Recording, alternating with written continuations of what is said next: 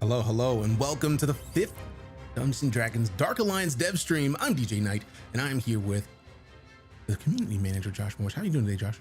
Awesome. The penultimate episode. I think we've determined I love saying that word, penultimate. I can tell. It's such a fun word. It seems like a regular thing. But yes, we are here with today's 5th dev stream. We are doing 6 streams. This is the 5th. We're almost there. Last So close. stretches. 11 days.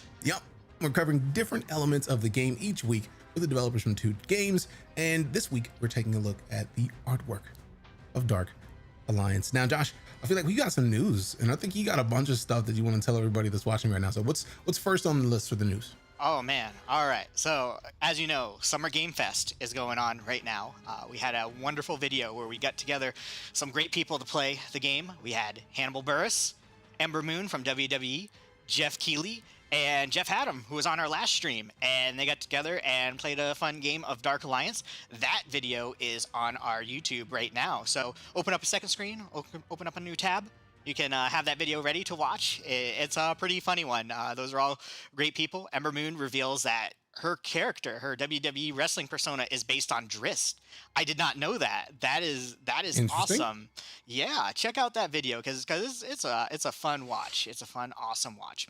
I'm a fan of Hannibal Buress, Ember Moon, and Jeff Keighley, so I have to watch all of guys. that. I have to watch it. Yeah, so, that one's great. Go ahead. What else do we have on the list? Oh, all right. So we also had a new gameplay overview trailer with another celebrity involved, Jermaine Clement. Now, I think it shows kind of what generation you're from as to what you say. Oh, Jermaine, I know him. Some will be like, oh, from Moana. Or, oh, Flight of the Conchords. Me, I'm in the Men in Black 3 camp. So Jermaine Clement from Men in Black 3 narrates the new trailer, also on our YouTube. Check it out. He did a great job. He's a real funny guy.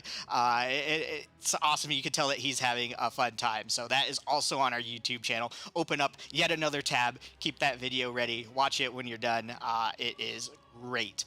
And I have one more announcement, and it's rare that something so important comes up. I say, hey, don't listen to the rest of what I have to say. Go do this immediately.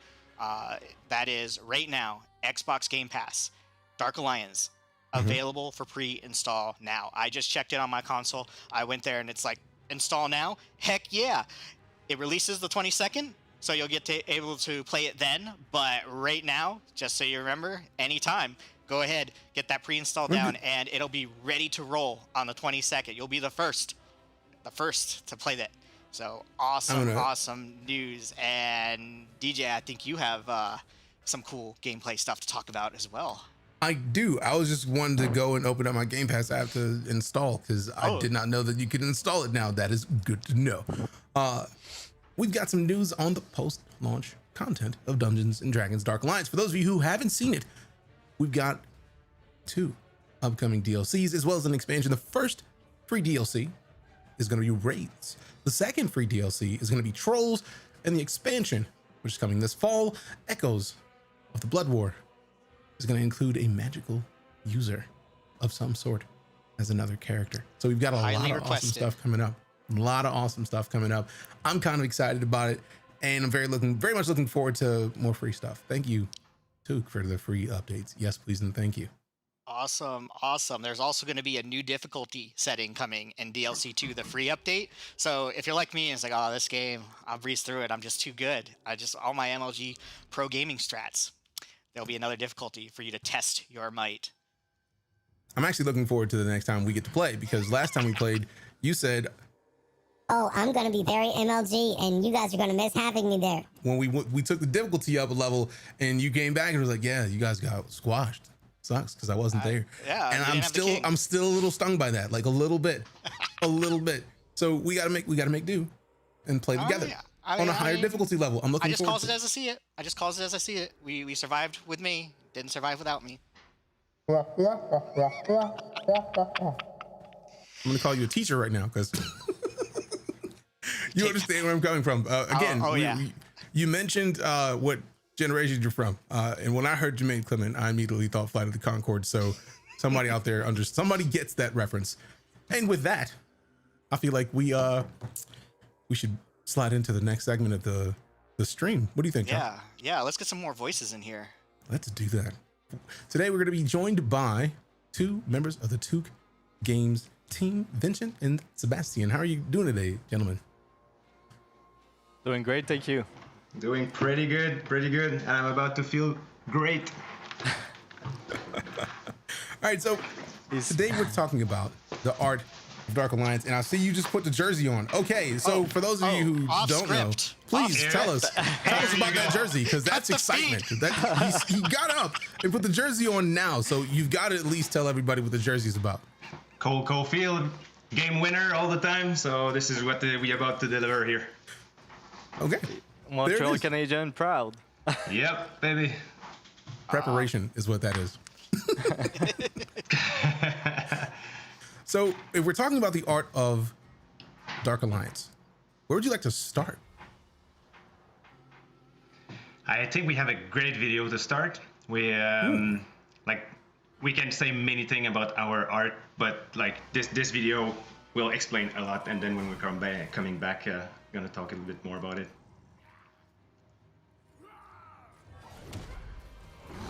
Oh, yeah, We're all still here, so this video is. Go for it.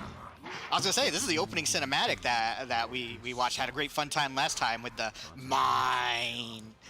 Exactly. That's how you set up the character, right? You wanna expose the great environment that the player is gonna go act in and like kill these monsters. So you present a couple of monsters, not too much, and you start by showing the skills of the heroes that you're gonna be able to play. And this is part of the Icewind mission. So the Interland, that's the beautiful art direction that Stéphane Leblanc put together that you can see there. And like credits to all the artists, the level artists and the character artists, the content, the whole team. Like VFX, what you see in there is their magic. So credit to them. Awesome. It looks beautiful. We're all going to do a mine at the end, right? We're all just going to go in order and do a mine. That's the most fun part of this. And the characters, they just look beautiful. I have a feeling that DeeJay will use a special voice. Mine. I'll do it now. Get it over with, because it's mine. There we go. Awesome. All right. Mine. Now I need a drink. So yeah, this video shows a lot. It shows the character of every hero. It shows the beautiful environment. It shows the pillar of the art direction. It shows the goal of like what the monster are looking forward to and what you need to stop to make sure that this doesn't happen. And you get a nice snippet of a bunch of different monster types as well. Like we can see the Verbeeg, we had the Troll, we had the Goblin.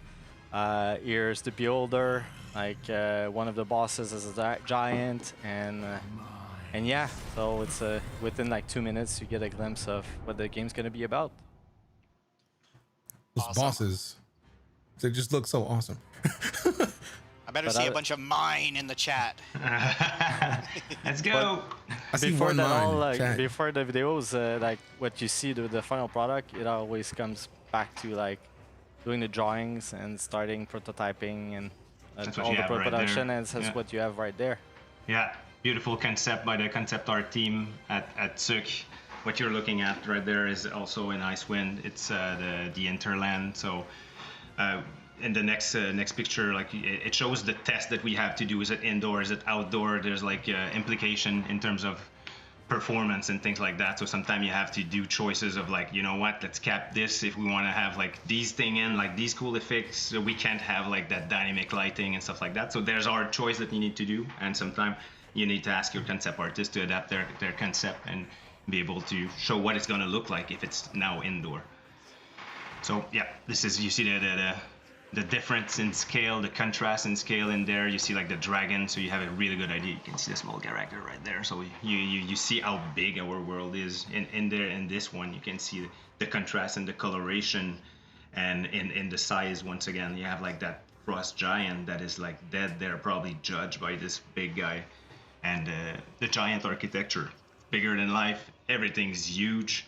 So there's also referent for like small size and human size things, so that you understand that you're not mini in a big world, but you are like in a giant world. So all these concepts are inspirational for the artists. So they look at that and they're like, oh shit, I know where I'm going. But after that, they have some liberty to say, oh, I'm gonna add this, I'm gonna change that. But these are inspirational. So, but what we see here, like once again, it's part of the art direction, the contrast and the coloration. So like we always have like two complementary color and sometimes a tertiary that is like a smaller amount in there, but just like blinks here and there of that tertiary color. Once again, you have like the dragon. It's fantastic. It's fantasy. It's bigger than life, right? I think you make some valid points in here that I'm seeing the second that we get to each one of these screens. In the first one, we had the dragon skeleton. In the second one, we actually had our heroes there next to that frost giant. And then this one, we see the dragons. So like, I'm looking forward to seeing the scale of our characters to those dragons, because we already see just by how far that dragon was away from us in that first scene that they're got to be gigantic because of the ballista that was right next to us, kind of in the foreground. So this is impressive, and I'm very excited to see the scale of this in game. Yeah, just the story that you get from looking at these images. Like you saw, there was a frost giant chained up and a king that was still sitting in his throne, both skeletons. You got to wonder what happened. Was that king so extra? He's like, I'm going to watch you die. Then I'm just going to die myself. Like, I just love how there's a story there without any words. You just look at it and you're just like, wow, what went on here? That's beautiful. It's been 2 years working with these images, and I still have goosebumps. I'm looking at this, and like, there's so much storytelling and so much mood. I'm like, holy fuck! Like, this is like amazing and scary, and like, it's so nice. Indeed, Awesome. indeed. Will you believe me, DJ, when I say these things? It's too late. I can only believe me. Let's put I that can say the word ESRB rating cookies, back and up. if I say the word For a cookies, it's mature going to come out audience. like, and then you're still going to be able to talk. So I don't know what you're talking about. I plead the fifth. All right. All right. So what do we have in the next piece of art? Oh, that is awesome That is, looking. yeah. Total different mood again. Like, there's contrast in everything in our game, and contrast in between the environment that you meet. This one is part of the spine of the world. It's a big castle that you'll see in the background, and you'll have to go close to it. Once again, like, different style, but once again, contrast in size. You see like how big this is. Imagine like how small you are like in this world. I think we can switch to the other one. Again, same world, same beautiful coloration, and you have like all the props also in there that tells a story, because props belong to different monsters. So you get in there, and as soon as you see the art, you're like, oh yeah, okay, I know who I'm meeting here. Like, I know who's monster, and maybe I have a hint of like what type of boss I'm gonna meet. But yeah, it's gonna be dangerous, and it's gonna be tough. I want that on a DM screen. That looks beautiful. Put it on a DM screen. Just sit behind it. Like, great job. And one of the things that's cool is like with elements like that big tower, not only is it fantastic when you look at it, it becomes kind of an anchor of, you know, that you're actually going to go to that place at one point during your exploration through the world. So you get a kind of an objective, and those are elements also that are kind of support the story for people that know more of the lore. Yeah, super useful for landmarks, so that you always know if you're going in the right direction and stuff like that. So these things really help for other stuff. Once again, yeah, go ahead, DJ.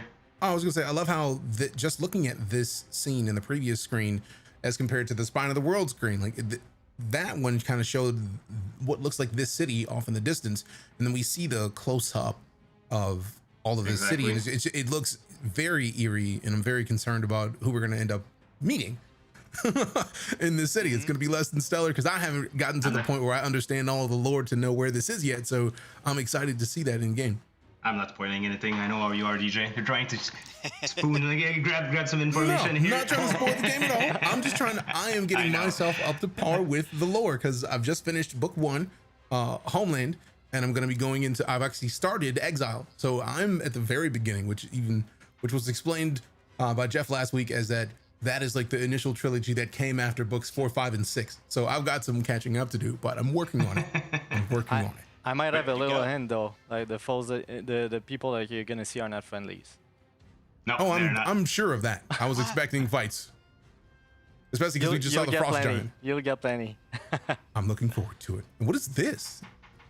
This one is in the Kelvin Cairn biome that we've created. So we were trying to find what is going to be the architecture of the giant, like, because they are giants. So where do they live? What's the feeling, and what's going to be the mood when we go in there? So like those are our inspirational pitch again to motivate the level artist and level designer to create a world that is like bigger than life once again. Yeah, and I just want to jump in because I've been seeing this conversation in the chat. Like, if you're like me and you want to explore these worlds, you can play offline single player. So if you just want to, kill everything and walk around and admire the scenery, you absolutely can do that. You do not need to be online to play single player. Yeah, and take screenshots. I was playing the game, I was stopping all the time. I was like, oh my god, this is a background for my computer. But yeah, I love this one. Once again, the coloration, the color that comes from the sun, and the architecture of the giant behind, and always a scale of reference, like what you have, like Dead right there, and Dead by like Spires. It's another frost giant, so you have an idea of how big this is and what type of enemies you're gonna meet. And also, Nice. I feel like that kind of blends in with the conversation we were talking about, where Josh made the point of each one of these scenes tells a story. It looks like the same area from the previous screen, but like this looks overgrown. So it's been a good long while that frost giant might have been there dead. At least that's what it gets the feeling of to me. But you can see that scale of our characters. You get to see how long it's been since anyone's been here. Because I feel like the giants wouldn't let vines grow everywhere.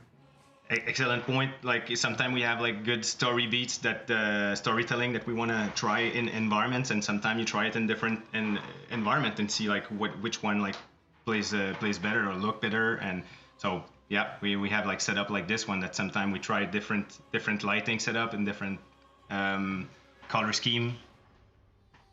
I really love this one. You'd think at some point that King would get tired of like just a dead body in the middle of his court. Be like, man, it's starting to stink. Do you think, Your Majesty, we should get rid of this? Like, no, leave a chain there. Yeah, you should just broom them like we did for the Jets. Oh, Savagery. Boom. Leave him there to show the others I mean business. All right, so this is inspirational again. You won't see that in game like just as is. So but you send these to artists and they look at this and they're like, all right, waterfalls that come out of Dwarven architecture head, and like there's so many stuff in there to tell stories and just like right away understand where you at and what type of monster you're gonna find in these areas. Yeah, you can see the sheer size also of the environment. Like, it's a fantasy world, and we were able like to have some creative leeway to be able to exaggerate some elements, and that's great because like the size is important in the game, especially when you consider all the monsters and stuff. Like a giant's way bigger than one of our heroes, so obviously their world is going to be built and structured differently. yeah, man, you got to ask yourself who's carving faces in the waterfalls so like the water is flowing out of their mouth. Like, what message is that sending? I was just very concerned. I didn't know if they had too much mead and they were just like, I'm done with it. Bah. It's still impressive though. So now we're moving to the Dwarven Valley. So different type of coloration in there, so that you can see that there's eyes that coming from top like that. So you're like, okay, what happened here? There's a lot of mystery in there. Super moody again. The Dwarven architecture with these big statue. You see the bridge, so you have a good idea you're gonna get there at some point. Like those are landmark. Sorry. Great concept. This one also is one of my favorite, where it's in my background on my PC. This is Dwarven Valley. As soon as you're gonna start the game, you're really gonna recognize this environment. It's one of the first one you see in the game, and you can see that there's a ice dragon that did some damage in this area. Didn't do the damage to those dwarves though. That was That's something else. yeah. These dwarves had a hard time there. There's a lot of storytelling again, like dwarves hanging. You're like, oh boy, what am I doing here? This is not going to be fun. Saw those in a lot game, of dead and it bodies was around. a little concerning. On the other hand, whose flags are those? Yeah. exactly. That tells you a hint of who you're gonna meet in these area. Like there's flag and you can read the props, the asset, and have a really good idea. Okay, in this encounter, in this moment, I have a good idea like who's gonna show up and try to kill me. Who recently took over the area, right? Exactly. Yeah, a lot of storytelling again. Sheesh. Wow. Different mood again. Can you feel the heavy metal vibe? Like the bigger than life again. Yeah. It's like an Aussie concert down there. Ozfest. I just felt like that head to the left looks like it's a forge. Like I could very easily see problematic weapons being pulled out of that, like at least molten metal to make problematic weapons. I'm not a fan. I'm very concerned. I'm ready for it to shoot fireballs. I love to hear other people making stories out of just an image like that. For a concept artist, that's gravy. Like you send something like this and people are like, oh, okay, I imagine like that this would have happened before like this like screenshot or picture was taken. Once again, this is what we call here in Montreal the Berry-UQAM of the of the Duergars. So you know what type of monster you're gonna feel here. A lot of contrast, a lot of clair obscur for the artist in there. Bigger than life. I mean, like look at these statue. Look at his chain. Once again, is this heavy metal? That's when people ask me like, what does it mean for an art direction to be heavy metal? There you go. That's what it is. Man, if you've ever seen a cover of a heavy metal album, you know heavy metal. Yeah, it's dark. It's moody. It's you can feel violence in there, but at the same time, like there's finesse. There's everything. Like that's heavy metal. And there's quite a contrast with the outside environment, with the mountains and all the frigid weather, and then now you're kind of inside with all the lava and the warmth. So like you're gonna explore different worlds, and obviously like the two concepts that we just saw in this little slide, it's a great opportunity to explore like different stories and worlds for sure. Awesome. I'd love to do a King Leonidas 300 style kick a goblin off that bridge into that. So this is still in Kelvin Kearns, and you can see like a lot of things upside down. Like it's a Kelvin old floating city that got damaged by the Tempest God Wrath. So they destroyed this floating city. The floating city crashed on land and made this giant crevasse. And in this crevasse, this is where you have to start your mission and going down and going to find the Duergars. And Duergars, they don't live outside; they live underground. So you know that your path is not going up; it's going down, and it's gonna be like it's gonna be hell. Creepy. Wow. I love the lighting coming out of the different areas where you can be like, oh, is this a place I can explore? Can I send my characters down there? Is there treasure? And you know that lighting, like it's pretty, it's aesthetic, but it also like attract the characters, so it's put into good use to for level design also. So you have a good idea of where you're heading with that big lighting contrast. Yeah, the goal of the exploration's got to be clear, otherwise you can get lost in those huge worlds. So you see that these Duergars are hard worker, they're mining something, so that's the storytelling behind all of this. You're like, all right, there's not a handful of Duergar in there, there's plenty. I am now intrigued about the coloring. I've seen those heads from the previous scene and other scenes having different colors. So I'm very curious as to which heads colors are affected by what. Now that's also weaving a story in my mind that I'm trying not to give credence to. I want to play and find out. And also I saw on the previous screen, and it also shows here, like they took the stalactites and actually like mined them, not mined them, but like sculpted stalactites. I didn't even know that was a thing that could be done. They're looking for crystal. Yeah. The same as every monsters. There's a lot of different type of crystal, and there's one that everybody want to put their hands on. Yeah, it's awesome looking. Cool. That's you imagine like that you're getting close to like the the boss. Like this is a boss type of vibe. Once again, chains everywhere. You have like a mix of rock, of metal, of mood and lighting, just to set you up. Like you almost want to shit your pants starting the game. But there's one thing though, those are gorgeous environments, but if they're empty, it makes for quite a boring game. So obviously, Exactly. like you saw in the previous picture, like these worlds are inhabited by different like monster types, and this is basically the other part of creating the art and the world for this game, was to create those new characters. Like we were talking about the Duergars earlier. This is one of the example of a class of Duergars that you're gonna be able to fight against. Like this is the bomber, so they're basically like catapulting bombs in the combat area with their crossbow, and you can clearly see like the metal inspiration in their design. And these are like Duergars, and for the purpose of the game, we'll have different classes of Duergars that you're going to be able to fight, like these guys that are like basically spellcasters, while the other one was more of a range character. And the next image is actually going to show that you can have like characters that are more melee based, like this Duergar is more like a defender.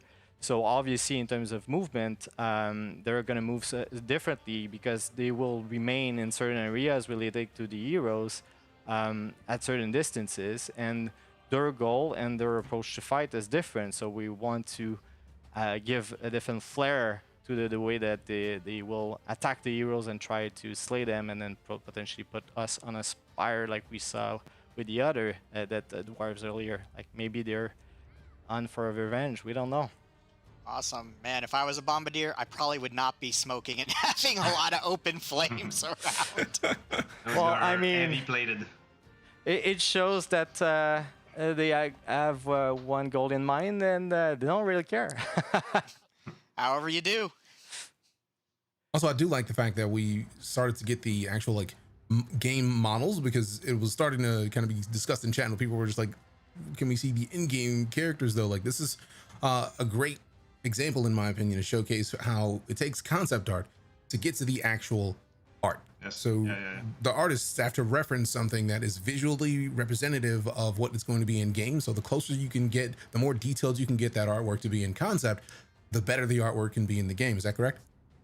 I like how you're segue to the next images. Exactly. We need to go from concept to end game. This is the goblin, the first pitch at the goblin that we had. So what they look like, and then you need to define, all right, what type of texture they're made of. Like, okay, this guy has metal, there's fur, there's bones, there's everything, and you need to express that to character artists. So I think the next images is showing that. So you pitch like that, ideas of like how they're gonna look, because you want to have like a good contrast also in the type of texture and material that are on top of them. So you have like area that have like nice specular, but it stops because like the fur doesn't have the same spec as the leather or as the flesh of the goblin. So then they really look like they're popping out, and they have a believable. They're not realistic, they're stylized, but they're believable, right?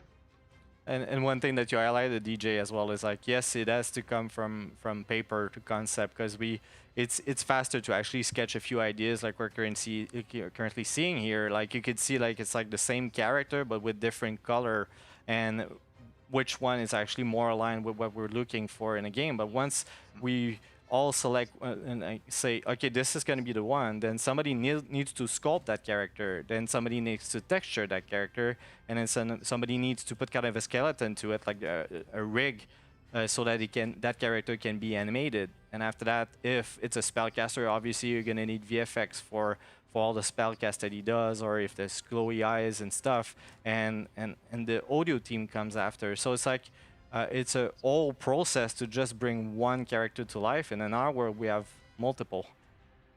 So like it's a real team effort, and having those concepts early on, make sure that all the team is aligned and knows what we want to do for each monsters and each classes in each character type and ensure that after that, when we bring them to life in terms of animating them, it is aligned with the purpose of the game in the sense that there's a design for gameplay that is thought of for each of these monsters. Not only are they looking really nice, but they need to have a purpose for the gameplay experience. We're showing a couple of examples of goblin here, but there's more variant in this. There's a lot of goblin in the game.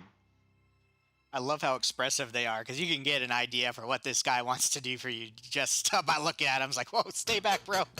Especially these guys, when they're in a group, they're pretty confident, so they will taunt you quite a bit. But after that, when you start to decimate their ranks, their attitude kind of change, because in the end, they're really small in comparison to the heroes. Like they're like about 5 feet tall, so it's pretty different than the size that we saw with the dragon earlier. That's almost 30 feet tall, or the giants that are 20 feet tall, right?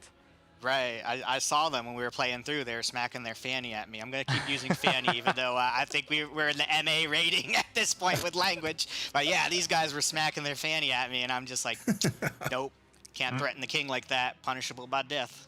Punishable by death. That's good. And that's one thing that was fun to experiment on set with the actors, because for these monsters, we actually did motion capture. And with the actors, we went and trying to find like funny ideas, and sometimes we need to have movement like this. Like in this case, like as it was previously said last week with the story and how we want to tell the lore of those monsters, we have a lot of like activity that are the rituals. And this is one example of the rituals that the goblins actually do for their king. And you can see the process here where we were working with the dancer, just trying to figure out what is going to be their ritual, what's the movement, and after that we go to motion capture. We capture the proper data, so this is the image that where we see her with the different dots on her body, and after that you will end up with multiple goblins. And one of the cool things with motion capture is that it's not dependent on the look of the character of the person that we're capturing, but more about the movement. So in this case, Tarum is actually all of those goblins in some way. So that's the magic of video games for you. Obviously, there's a lot of work that goes after in terms of the animation and making sure that everything looks great for the camera angle, and then doing the proper camera angle and editing. But it all comes down to this initial idea creation with the dance. And yeah, but there's a lot of challenge in there, because she's playing a goblin here, but there's also like Verbig that are like way bigger than goblin, and they still need an actor that probably won't weight the scale of a Verbig, right? It's giant of Verbig, and it's big and heavy, but still you need an actor that moves like this and tell you like, look at this guy. What do you mean? Tarum is looking exactly like this guy, right? I mean, so this guy is obviously way bigger, way taller than the goblins, and way heavier. The inspiration for that guy was like more of a walrus skin, so you can see all the fat and all the muscle structure. Like some of the inspiration for this was a walrus, but in the way that he moves, like looking at this character, he was so like clearly his strength is really high. So we ended up like deciding to go in a direction where he's super strong, but kind of doesn't handle perfectly his force when he actually leaps into an attack. So with the actors, what we did on set is having them a bit stumble, overshoot slightly their mark, like kind of lose a bit their balance, a bit like a toddler that is still like learning his ropes about how to move and behave.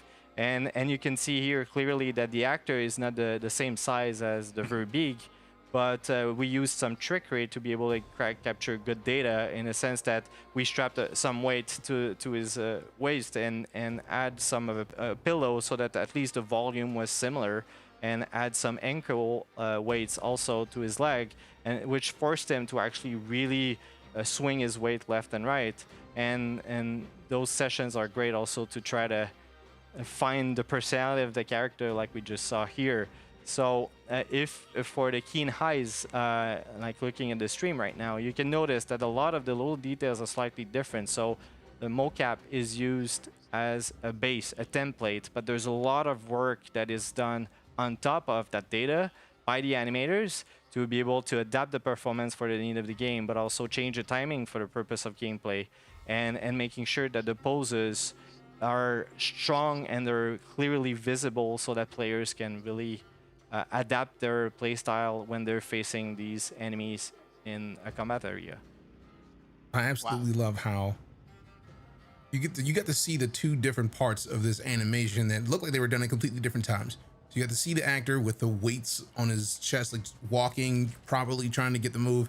You see the spear throw, and then immediately you get to see the scene where somebody's being held with a rope to get the proper pullback, and then the other finishing of that animation. But then to see it all together is just amazing. Thank you for even having this to be shown today. I love seeing this sort of behind the scenes thing, and I see the chat agrees.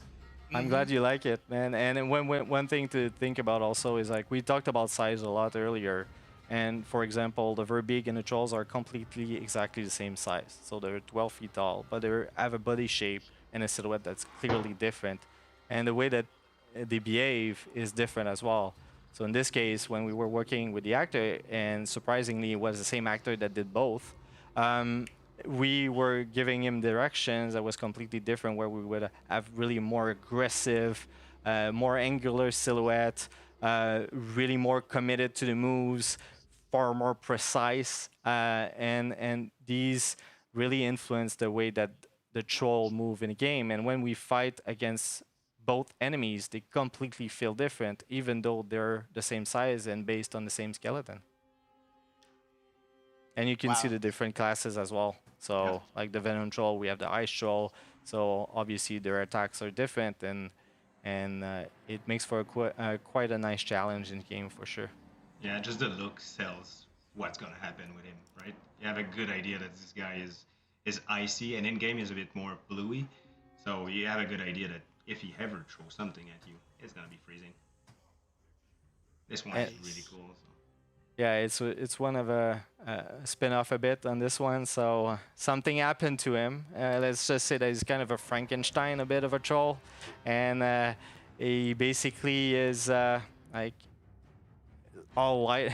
He's got electricity traveling through his body. So when you fight him, you're gonna have to face lightning strikes, and it's a pretty cool fight for sure. And it's all based on the same character, but with different movement. So it just shows the nice variety of the different monsters that you're gonna face as you explore the worlds that we saw concepts of earlier. Nice, nice. So there is mocap. Someone did mocap of the goblins smacking their bum at you. Absolutely. Absolutely. Oh man, I would like to offer my services for Dark Alliance 2 Drist Harder if you need a mocap actor. Yeah, and there are certain outtakes as well that almost made it to the game, but were later cuts. But it was really fun to do those little guys. And the actor that we saw doing the Verbeeg is one of the guys that actually did the goblins as well. So again, like if we have like performers that are really good at their craft, they're able to portray different characters through their body motion, and these guys are really specialized in stunt work and acting work with their body. So this is why we want to work with the best, and we happen to have a lot of those really talented performers in Montreal. And then with those performances, we can build amazing animations, because the team that we have here at Tuque is phenomenal. So I'm super proud of the work that we were able to do, especially with the sheer size of our team versus the quantity that we needed to do. We're looking at the Stygian Charger right now. Yeah. So Stygian Charger, like one of the things that we wanted to highlight with this concept art is how detailed the sculpt are. So like the artists are really pushing to really make these guys really believable, because obviously we're in a fantasy world, but we gotta have elements of believability so that the characters that you're facing, you actually think they're somewhat alive and part of that world. That's his T-pose, or it's used for animation. Like that's how you place them, so that you can like assign the bones to these monster. But you'll never see that guy standing that way. Like he has like a really dominating gorilla, rhino kind of position in front of you, so you know that guy's charging.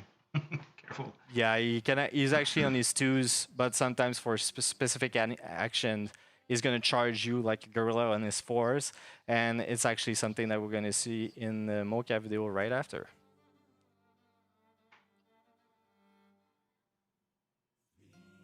Wow. Nice.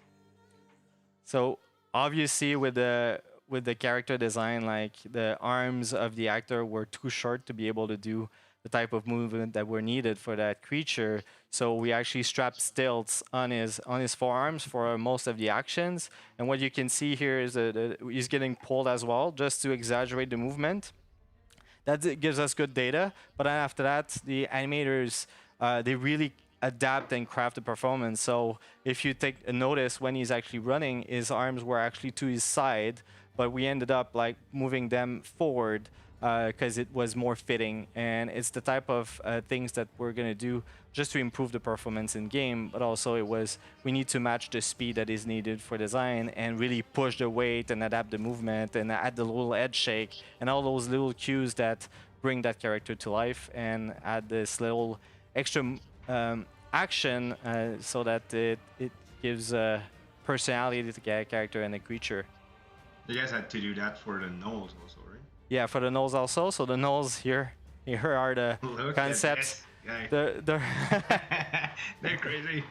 They're a bit crazy here. Yeah.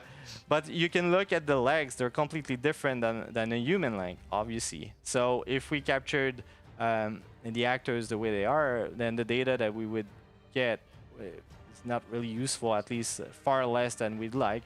So we tried a bunch of things, and we captured with stilts as well. But here is a render of what we see in the game, just to show you how the concept and the intentions of the concept can evolve to become the final character in the game. But just with the silhouette, you read what absolutely. type of monster it is, huh? Oh yeah, the silhouette is key, and that's one of the things that the concept artists and the character artists were really good at, is to really should be able to craft the different silhouettes, so that if you see that enemy from afar as you explore the world, you know who you're gonna fight with, or at least you get a good idea of the enemy to come your way. Props to the animator though that managed to keep this silhouette and still plug all the animation from this silhouette, from the standing shape. Like everything starts from there, so it's a lot of work. And also, you wanna have like different signatures in the movement. So obviously, we're talking about the silhouette. It affects the way that we pose the character for the core moments in animation, but also the speed of the character, like the way it's gonna be seen in the game. Whether it's a range character or a melee character, we won't pose him and make him act the same way. Because if he's really afar, you gotta be more broad in his movement for you as a player to notice it. But if he's really close, then he's got to be really fast and aggressive so that you can feel overwhelmed as a player. So I'm always talking about gameplay because everything is like super intertwined with the experience of players. And this is what we're talking about, like capturing the stilts. And when you look at the little dots here on the screen, those basically are what the cameras pick on the actor. And those little dots are transferred to data in 3D space that are retransferred to the rigged characters with the skeleton. And you can see that the leg with the stilts is kind of somewhat matching the concept art and the sculpt that we got. So we were able to use this as a template and as a base to really push and emphasize some of the movement to make these creatures come to life in the game, like we see in the video at the end. Thank you so much. Before we say anything else, thank you so much for having showcasing the mocap suit and the stilts that have mocap sensors on them, and then the animation immediately after. That is amazing, and we don't get to see. I don't know. I might be the only person who gets excited about this, but seeing the behind-the-scenes sort of stuff about this for games is just amazing. So this is just some of my favorite stuff to see right now. Thank you. Yeah, I'm absolutely loving it, and I want to point out, like, I've been making GIFs of a few of these scenes. Dark Alliance has their own page, or Dungeons and Dragons has their own page on Giphy, and I have loaded several of these, including ones with mocap. So if you have like a Giphy keyboard and you search Tuque or Dark Alliance, some of these images will pop up as GIFs that you can use to send to each other. Well, that's pretty dope. That's cool. Yes, it is. And by the way, you don't want to stand on these stills. These guys look like they're born on them, but it's impossible to move on this thing. And these guys were jumping, breaking, and amazing actors. Yeah, they had a blast. So we had a blast on set. These types of days are really fun because it puts you out of the what is normal and out of the box a bit. And we were talking about silhouettes earlier, and this is a clear example of the exploration of some silhouettes that we could do for the different character. And in this case, this is an exploration for hero. So yeah, that's basically showing how we cut heroes into different pieces of cosmetic, because there's a ton of pads of glove that you can assemble to your character and that you can loot in the world, but they have the limitation of like what size they can be and stuff like that. So that was the previous picture of like, okay, if you did any like things that are like bigger than this, then your arm is going to go through it. So there's limitation. So that's why we're showing this concept. It's not as glorious as something like this, where we have like one of our suit for Bruner with all the different rarities for these cosmetic, but all of these are divided in pads and torso and glove, hats, and all of the heroes have their own specific. So for Bruner, you have like so many different weapon, but so many different also shield. So his hero specific for the cosmetic is his shield. So this one, this guy is the hero journey. I'm glad you guys are talking about this, because this was one of the questions that popped up on the Dark Alliance Discord. They wanted to know what the inspiration was behind some of these armor pieces. So that's good to see. Well, Vincent Gauthier, like one of our senior concept artists and like right arm for Stéphane Leblanc, our director, he's like all day thinking of these things, and he knows the lore so well, and like inspiration comes from everywhere. But when you know the lore, you know like the limits of like, okay, like a dwarf could wear these things, but not he could wear something that is this heavy, but you don't put something that heavy on Katie, and like there's a lot of things that you need to think of. But I think inspiration comes from everywhere. Amazing. But you need to respect the lore, right? It's super important, and Vincent Gauthier is an expert at this, at making sure that we respect like what's possible and bringing ideas. Oh yeah, if anyone in the audience missed last week's talk about the lore, it's definitely worth a watch. Those guys know so much, and I learned a lot. For someone who hasn't read the book, I've just been reading the lore entries in the game itself, trying to keep up, and I'm glad you guys included a page just for that. We're going through quickly images of in-game, because I wanted to show like we need concept, but after that there's artists that are the best at their craft that put that together. They are responsible for that magic. So for the VFX, for the character, for the environment, the artists, the content team at Tuque, they made an amazing job. And we're not a big team, so putting that together is incredible. So mad props to the team at Tuque. I never seen a team work that hard and that well. Like everyone is extremely competent, from senior to junior. Everyone contributed to this thing and made that miracle happen. And maybe as a final word as well, I'd like just to say thanks to the unsung heroes, because here we're showing a lot of heart, but to being able to get it to work in game, you get a big team of programmers that are working really, really hard to make sure that when you actually press A, your characters are gonna jump when the enemies are really attack you. And obviously, it's maybe less interesting to show code, because most people would just look at it and think it's gibberish. But in the end, they are the ones that make it all work in the back end. And without them, we wouldn't be able to do this video game. So I want to say good job. Round of applause. Yeah. So yeah, I mean, these are all the final results of what you see in the game. So it all comes from concept art to multiple iterations and explorations. A lot of the things that we test are not fitting for the game. In the end, in the process, it's a really creative process. And what we end up having in the final game is like those images that we just saw cycling. So a lot of variety in color and a lot of variety in size and different worlds to explore. So I hope people are going to enjoy their trip in Dark Alliance. Nice. No, thank you all for sharing. This was Seriously. beautiful. I want an art book now. Seriously, it's so fun to go back on top of this because like we're basically at the end right now, and the game is out in less than 2 weeks. So looking back at everything, the start, what got inspired us, and like what made us like super interested, and what brought us at Tuque is this lore, is the brand, like Dungeon and Dragon. Everybody got excited right away. We're like, fantasy? All right, we're in. Where do I sign? Yeah, we've come a long way for sure, and seeing the final results of our initial ideas in the game is so fun. Mm-hmm. Cool. Yeah, and there's no shortage of inspiration that you guys can take from. So. It's everywhere behind you. Yeah, for sure. Like we were opening the monster manual. Oh, maybe this one. No. Oh, this one's pretty cool. Let's explore this monster.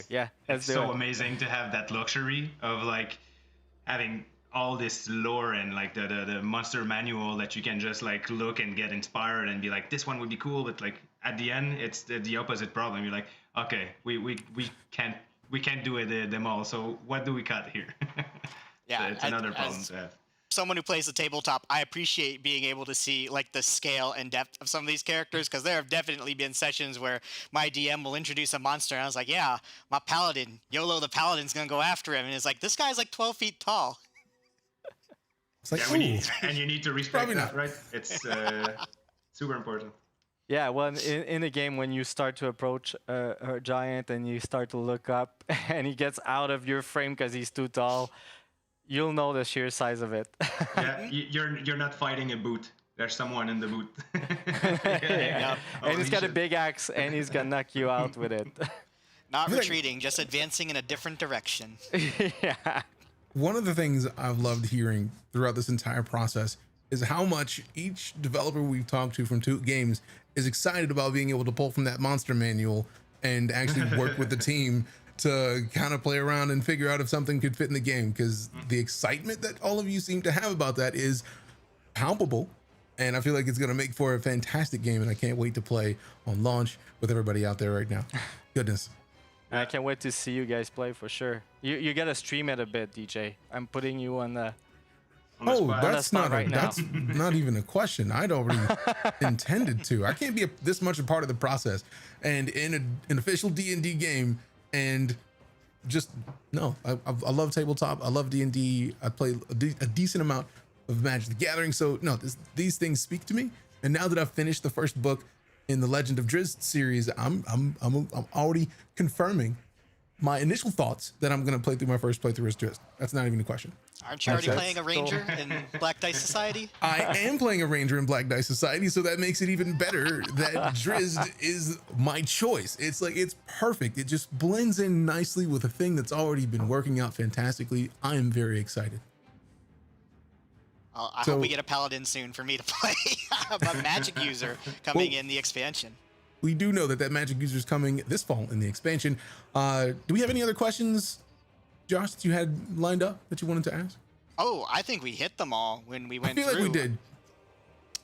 Yeah, we answered the question about the inspiration from Dark Alliance. If you have any questions for future streams, go to the Dark Alliance Discord. I am there pretty frequently. I get tagged all the time, and I can answer a lot of questions on my own. But if I can't, I'll bring them up here and we will get answers for everybody. So I can't wait. I did see some people asking about Game Pass. Yeah, you can download it right now on Game Pass. This is probably the most someone in a PlayStation shirt has promoted Xbox, but yeah, go right now. After this, you can pre-download it, set it and forget it, and on the 22nd, you're ready to roll. All right. So with that being the end of the Q&A, thank you so much, Vincent and Sebastian, for spending your time with us and just kind of sharing your excitement about the artwork of Dungeons & Dragons Dark Alliance. We greatly appreciate your time. Have great remainders of the days. Thank you guys for having us. It was great. Yeah, it was awesome. Bye. Absolute pleasure. All right, Josh, we're winding down. Oh man, I'm gonna miss doing these every Friday. You know, same. Also, I'm very surprised that you haven't said penultimate again. I feel like it was the window was perfectly there and you just let it pass. I'm a little disappointed. Oh man, I might have hit my penultimate quota, but I guess this is the penultimate. Because this has to be the last one. Ready? Penultimate. There it is. There you go. All right. Thank you all for tuning in to this, the 5th of 6 Dungeons and Dragons Dark Alliance dev streams. We've got one more next week, and then after that, launch June 22nd. Dungeons and Dragons Dark Alliance will launch on June 22nd on Xbox Game Pass. Day 1, Xbox Game Pass. You can actually preload for Game Pass, just like Josh said a second ago, now. So if you have Game Pass, go into your app or go into your Xbox, download it, and get ready for launch day. Xbox Game Pass, Xbox One, Series X/S, PS4, PS5, Windows, Store, and Steam, starting at $39.99 USD. And then we also have a couple other options. You've got the Digital Deluxe Edition, which is $59.99, and the Steelbook Edition, which is also $59.99, but also includes the game, some weapon sets, and the echoes of the Blood War expansion content. Mini art book for those of you in the chat who've been asking for art books. If you get the Steelbook version, you have that art book and an official soundtrack of Dark Alliance in a lovely collectible Steelbook case. You got all those options June 22nd. If you look for more information, you don't have it in front of you, you want to go see this for yourself, darkalliance.wizards.com. Josh, do you have anything to say to anybody else before we head out? That's not all. Yeah, please follow us at Dark Alliance. We're on Twitter, Facebook, Instagram, Discord. We're part of the Dungeons and Dragons Discord, so please join that so you can chat with me. And yeah, be sure to check out the Dungeons and Dragons Giphy as well if you liked some of the scenes we saw today. They're mostly just Dark Alliance stuff that when I have time, I like to add new gifts or you to put in the conversation. I love seeing them in the wild, so I can just be like, I cut that. I didn't buy Josh at the end. Put that there. But yeah, there's nothing else on this stream, so please go. You can cut me off right now and go right to Game Pass and download it. But if you're sticking around to hear us sign off, thank you so much for joining. It was a pleasure. DJ, thank you so much, and hope you have a great weekend. I intend to. So everybody watching, on behalf of myself, Josh, Tuque Games, and Wizards of the Coast, we thank you for joining us this week, and we look forward to seeing you back here next week for the very last Road to Launch stream for Dungeons & Dragons Dark Alliance. Have a fantastic day, and we look forward to seeing you soon. Penultimate.